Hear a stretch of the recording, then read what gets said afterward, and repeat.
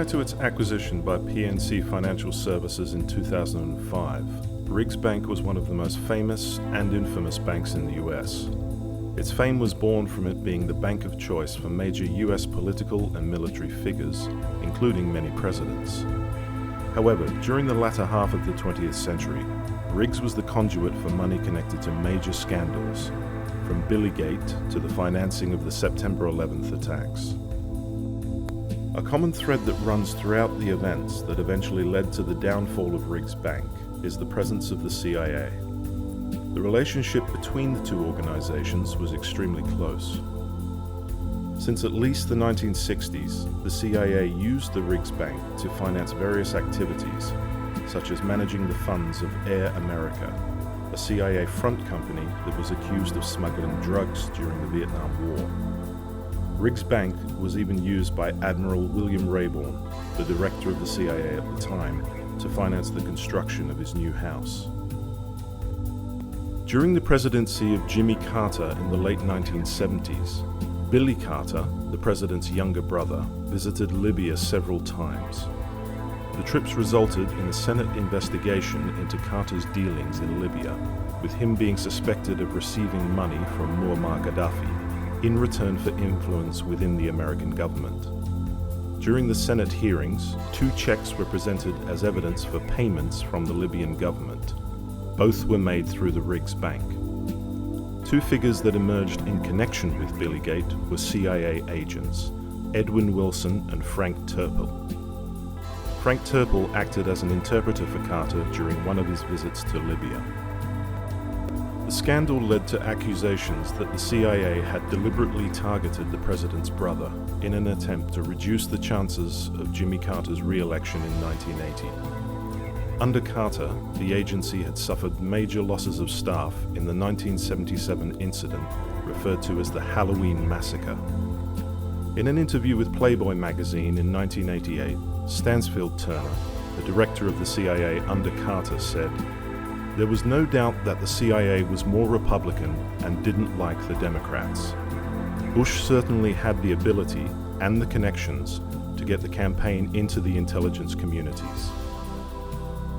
In February 1980, the month after Billy Carter had received the first payment from the Libyan Riggs account, Stansfield Turner attended a dinner with the Riggs Bank chairman, Vincent Burke Jr. In 1981, Riggs Bank acquired a new chairman, Joe Albritton. Albritton maintained a close relationship with the Bush family, especially with George H.W. Bush, who was the director of the CIA before Stansfield Turner, and had become the Vice President of the United States under Ronald Reagan in 1981. In 1997, Riggs acquired J. Bush & Company, an investment management firm for wealthy clients and foreign diplomats. The company was run by Jonathan Bush, the brother of Bush Sr. Jonathan Bush continued working for Riggs as the CEO of its investment arm.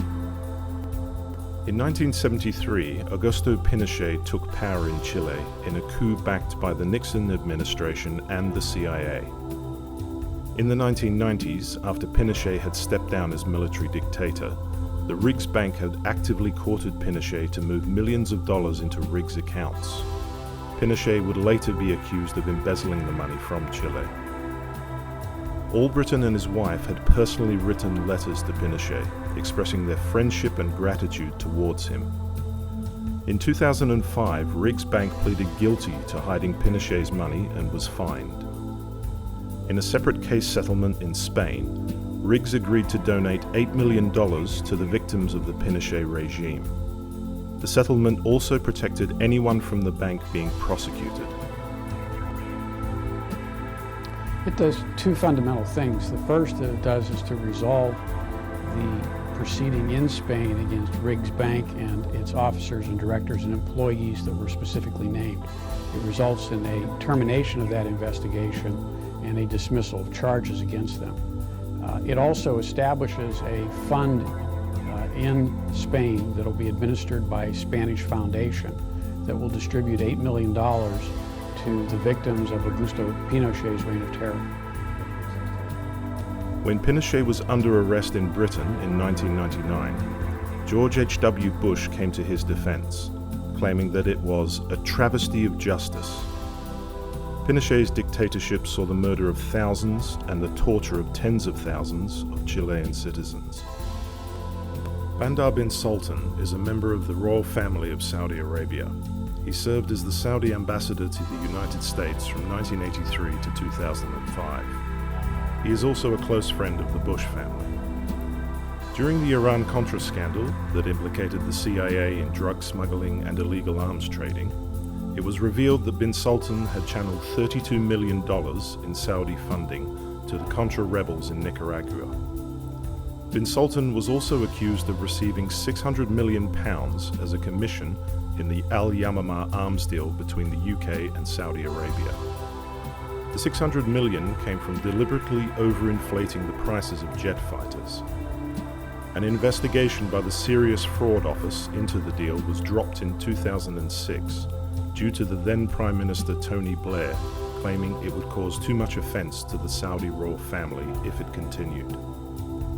The money from the deal was sent to Saudi accounts managed by bin Sultan at the Riggs Bank in Washington, D.C. The Institute for Advanced Strategic and Political Studies, or IASPS, is a US-Israeli think tank tied to neoconservative figures such as Richard Perle, David Wurmser, Meyrav Wurmser, and Douglas Feith. In 2002, the IASPS published a white paper entitled African Oil, a Priority for US National Security and African Development. In it, the West African country of Equatorial Guinea is noted as being of interest.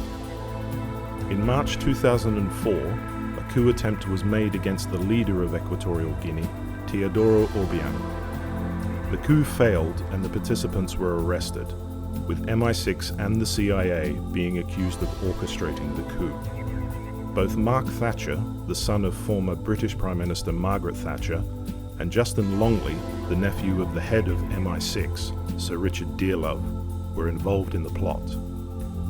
5 months after the failed coup, the US Senate published a report that alleged Obiang had siphoned millions of dollars out of Equatorial Guinea and deposited them into an account at the Riggs Bank.